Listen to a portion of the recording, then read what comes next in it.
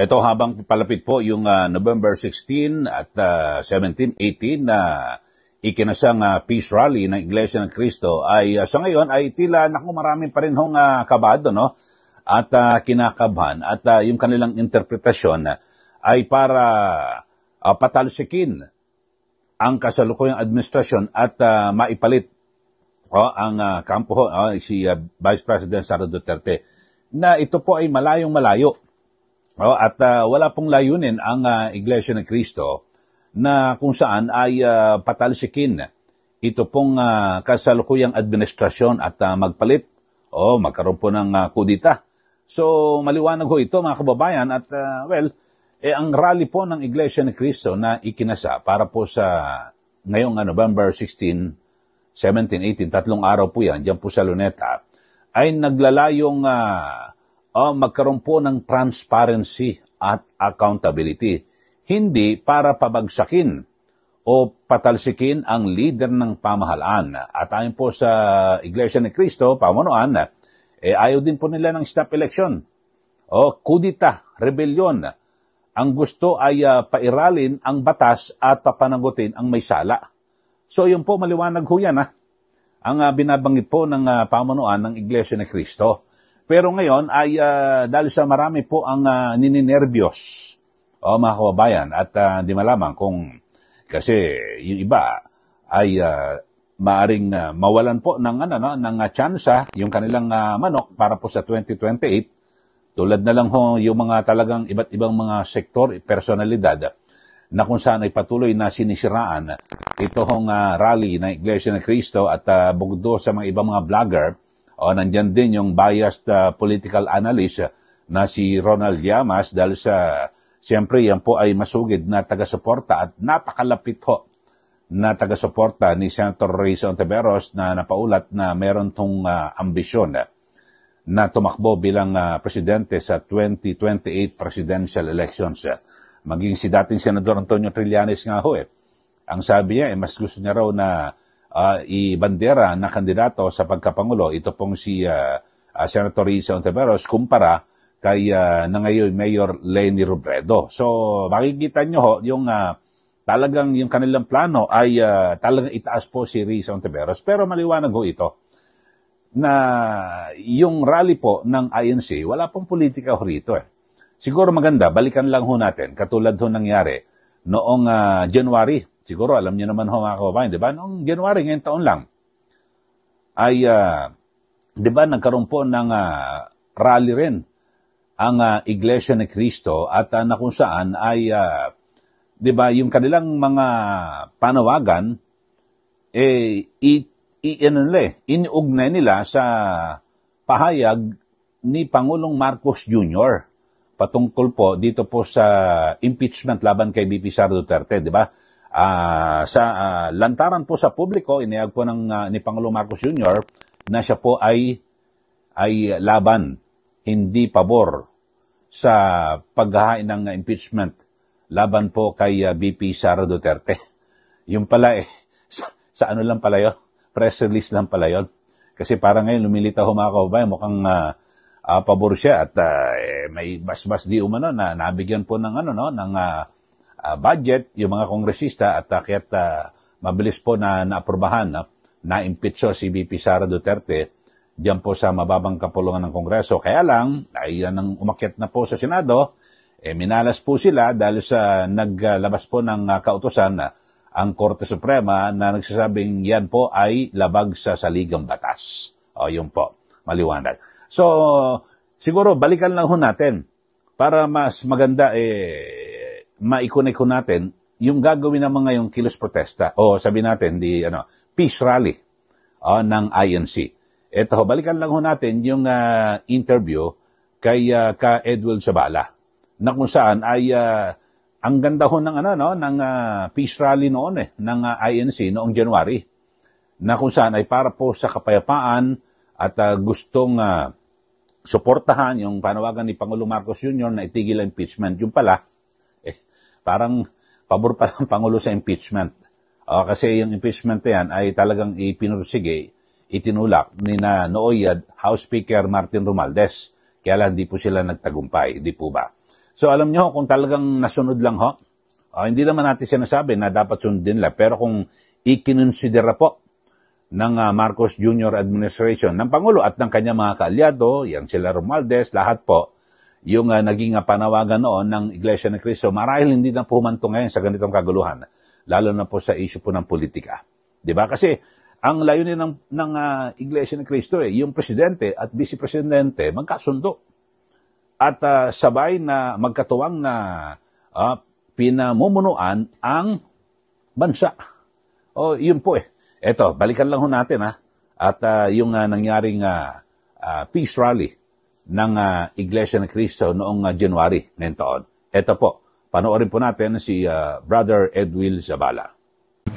Nagpasya ang Iglesia ni Cristo na isagawa itong National Rally for Peace sapagkat nararamdaman namin at nakikita na kailangan na sabihin sa sambayan ng Pilipino,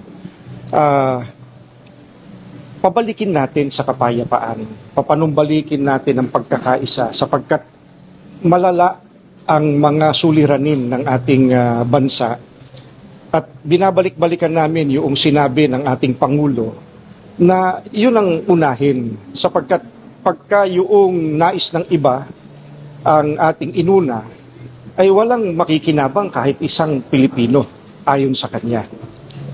Kami naman ay mga mamamayan din gaya ninyo, kaya nararamdaman namin yung nararamdaman ng marami sa ating mga kababayan, lalo pa yung mga mahihirap, para mabalik sa kanilang atensyon ng paglilingkod ng mga inihalal natin, isipin yung kapakanan nila. Balik tayo doon sa kapayapaan, magkaisa tayong lahat. Tutukan muna ng mga inihalal yung kanilang gampanin bago ang iba pang bagay. Yan po. Maliwanag po ang naging pahayag at mensahe ng INC at kanilang layunin noong January. Pero tumakbo na tumakbo, tapos ngayon, Nobyembre na ho. Pumutok ko yung issue nito pong sa corruption, sa flood control. Talagang lahat po sa mga proyektong pang-infrastruktura, hindi lang po sa isang lugar Lumilitaw ho ngayon, nakaubuho lahat na ho, nationwide. Mga kababayan. So, napakatindi. Ito pong nangyari. So, paano ho? Ngayon, ang panawagan naman ho ng INC ay transparency at accountability. Dapat po merong managot, maparusahan dito po sa mga nagsamantala sa pondo ng bayan. So, maganda, di ba? At kasi kung matutuloy ho ito at matutupad na magkaroon po ng transparency at accountability para sa huwisahan ito, siyempre, para po ito sa interes ng mga Pilipino, di po ba? So, yun ho, no? Katulad nung una, nung January, kung nakinig lang ho, ito ho nga Marcos Jr. Administration sa panawagan ng INC, marahil wala siya sa ganitong sitwasyon at magkaalyado pa rin sila ni VP Sara Duterte, so magkatuwang na nire-resolba ang problema ng bayan. Pero wala ho, talagang itinuloy-tuloy dahil sa nangibabaw po yung ambisyon dyan ng ilan na gustong tumakbo na presidente. Tapos ngayon naman, sinisiraan ang INC dahil sa meron ding ambisyon na tumakbo sa 2028, yung malapit po na kaibigan ni bias sa political analyst Ronald Llamas. So yun ho mga kababayan. Pero, well, tapos narinig ko nga kanyang pahayag Kasi ngayon lumulutang Rafi Tulfo Ontiveros. So parang nagulat si biased political analyst Ronald Llamas. Nako, wag. Hindi, nakausap ko na si Senator Tulfo, hindi tatakbo yun. Kasi ayaw niya maging running mate lang si Ontiveros. Ang gusto niya talagang presidente. Kasi ang ngayon, may mga nagpo-push Senator Rafi Tulfo for president, tapos vice president si Risa Ontiveros. Biglang nagsabi itong si biased political analyst Ronald Llamas na hindi tatakbong walang plano, walang balak.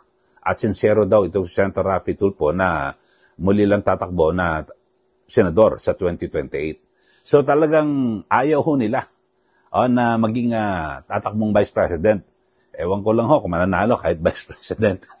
Ewan ko lang ho Dahil sa ngayon lalo't di ba may mga aligasyon di umano na insertion at di umano may project din sa flood control. Ito pong si Senator Risa Ontiveros. Okay, so yan lang ho mga kababayan. At ulitin ho natin, sa papalapit ho na November 16, sa pagsisimulan na 3 araw na peace rally ng Iglesia ng Cristo, marami po ang kabado.